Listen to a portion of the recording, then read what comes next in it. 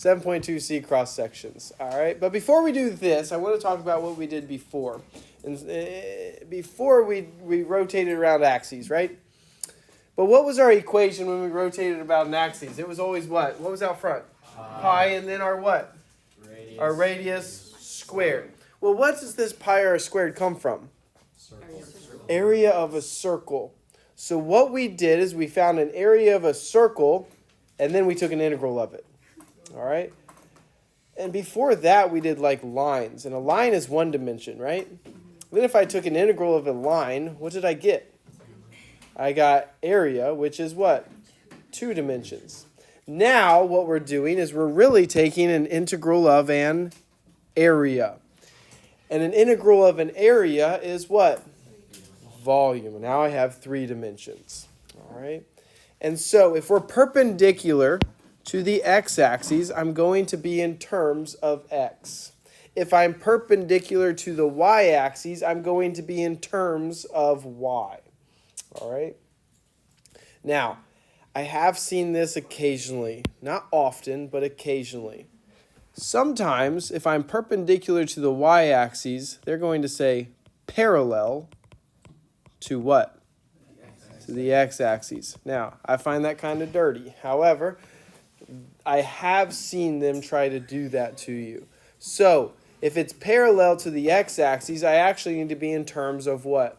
Y. If I'm parallel to the y-axis, I need to be in terms of x. Now, most often they say perpendicular to. All right, so they kind of tell you what you should have respect to. All right, let's do it. I need a reader, and we're going with Katie did. Go. Find the volume of the solid created on a region whose base is a function. Y equals the square root of 1 minus x squared for 0 to 1. For this solid, each cross-section perpendicular to the x-axis is a square. Let's try to figure out what this looks like. So let's talk about what this looks like. So this y equals square root 1 minus x squared. What is that? That's a semicircle. That's a semicircle, exactly. With a radius of what? With a radius of 1. So right now, it's looking like this. All right? And then it's going to go from 0 to 1, and it's perpendicular to the x-axes are squares. So what's happening is I have these squares coming off the page, kind of like so. Is this my square group from this period? Rectangle. Oh, okay. So I can't even use it. All right. So we're gonna call it this. So I have squares coming off the page, kind of like this. All right. That's what's happening. All right. All right. So now I need to find out what an area of a square is. Well, how do I find area of a square? Okay. No, x squared. I'm going to call it side squared. Exactly, because they're the same base and the same height. So I'm going to call it the side squared. All right. So now, what's a side? What's a side here? What is one of these sides?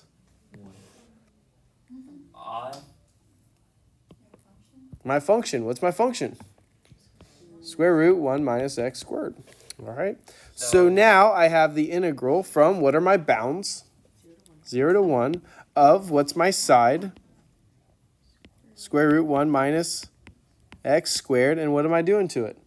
Squaring it, because it's a square. A square is side squared. You follow me? So I'm taking an integral of an area. All right, so let's simplify this up, bless you. So I have the square root squared, which is just what? 1 minus x squared. Now let's take an antiderivative of that. So what's the antiderivative of 1 minus x squared? What's the antiderivative of 1? X minus x cubed over 3 from 0 to 1. And now what do? We substitute in 1. So I end up with 1 minus 1/3 minus 0, so I end up with 2/3. And if it were units, it would be units how much? Cubed, because now we're in 3 dimensions. All right. All right, Kate did pick somebody. Becca. Now let's find the volume of the solid formed with the base function of y equals square root x from 0 to 9 with semicircles as our cross sections that are perpendicular to the x-axis. All right, fantastic. So if I have square root x, what's that one look like? Very nice. All right, and then it's going to go from 0 to 9 on our x values. and it's perpendicular to the x. All right, so what are we in terms of? X. We're in terms of x, and they're going to be what? Semicircles. So I have semicircles coming off the page, kind of like so. All right, so I have this is our class? All right, so I have these semicircles coming off the page, kind of like that. All right, pretty good? Yes. All right, so that's what's happening on these. So I need to find area. I need to find the area of a semicircle. Well, how do I find the area of a semicircle? Pi r squared over 2. Okay, I'll go with that. Now, what is a radius, though? This is my whole side, right? What's my radius? Radius is not the function. It's half the function, all right? Because it's this part divided by what? 2. I just want half of that. So I'm gonna manipulate this one a little bit.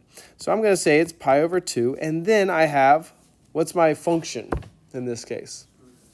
Square root x over 2. And I want to square it.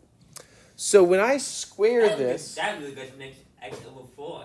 that is x over 4. That's what I like. So if I square this 2 on the denominator, it becomes a what?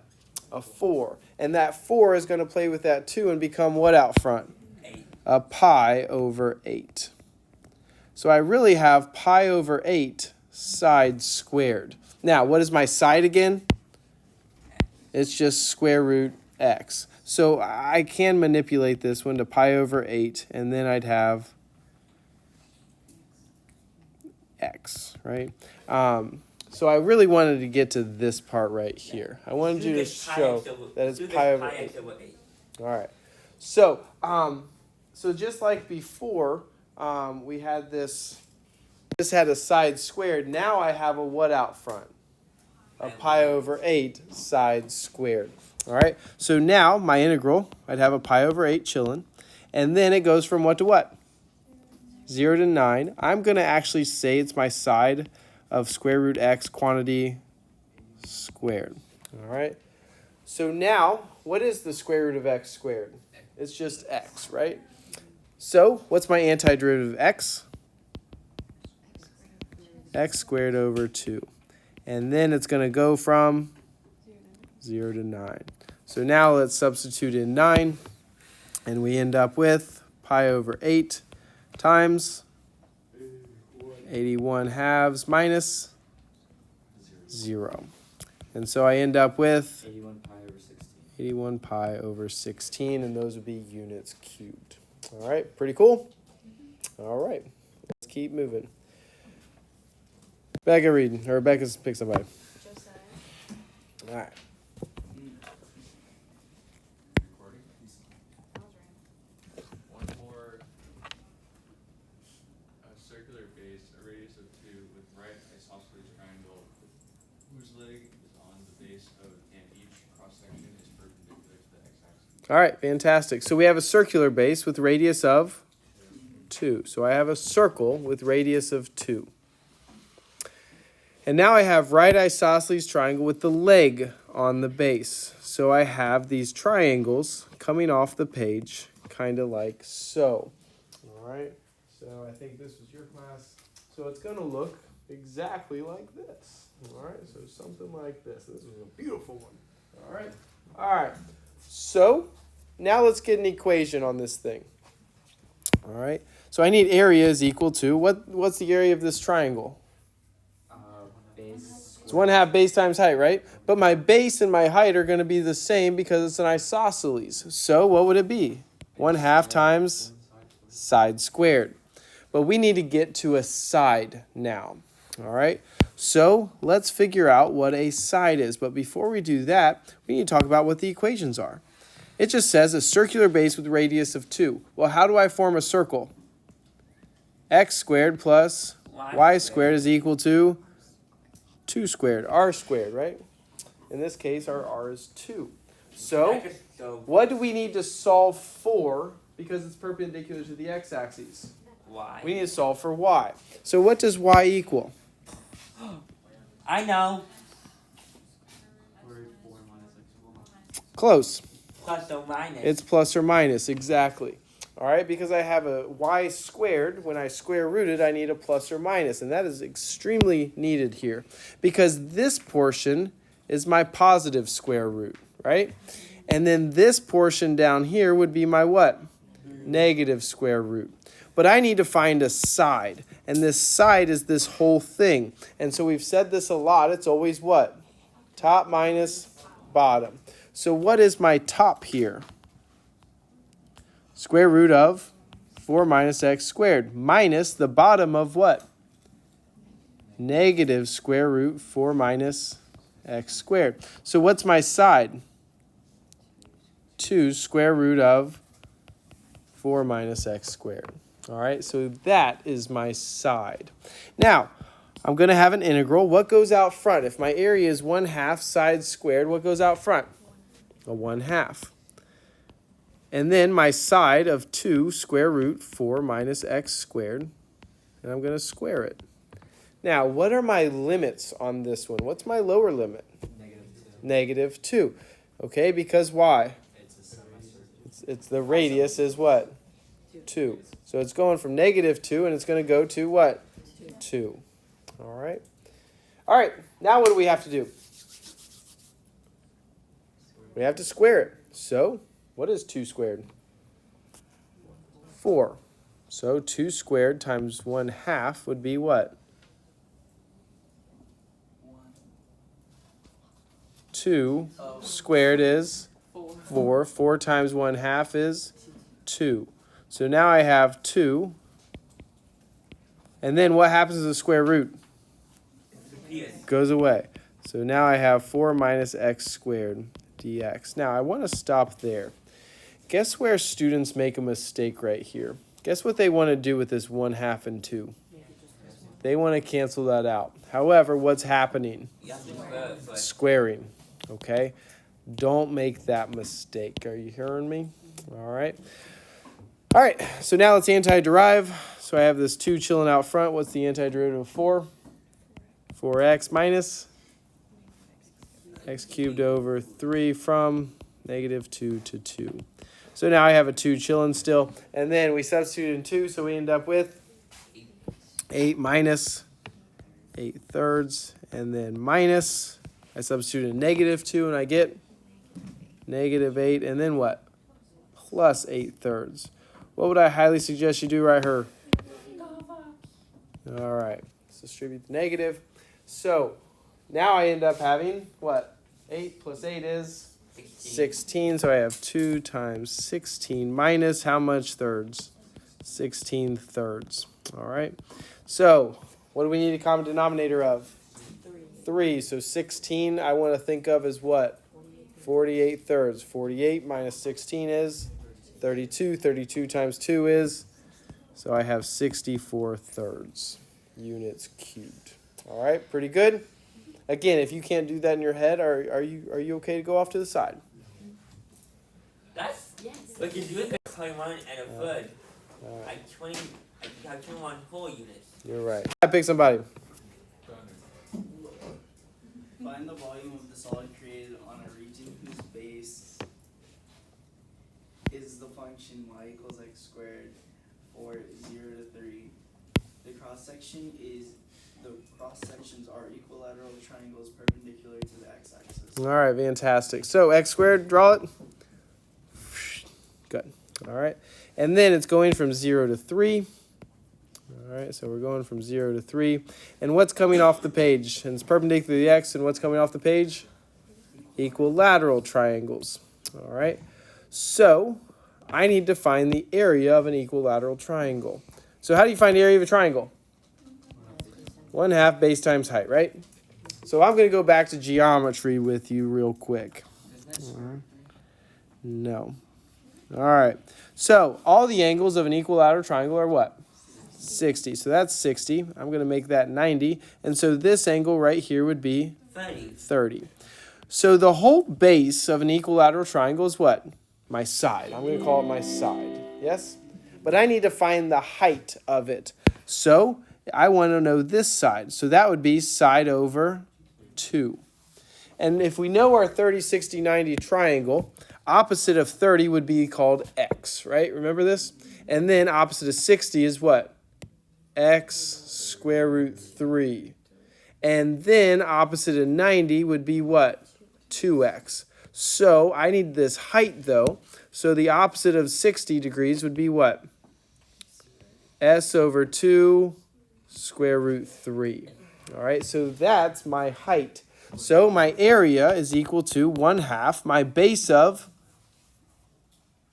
S and my height of S over 2 times square root 3. And if I were to simplify that up, let's bring my constant multiples out front. Who's in my numerator? Square root 3 over what? The 2 and the 2 play together to become 4. And then I have side squared. All right? Now, do you need to prove that one every single time? No. But if it's an equilateral triangle, that's what we jump to. All right? Pretty good?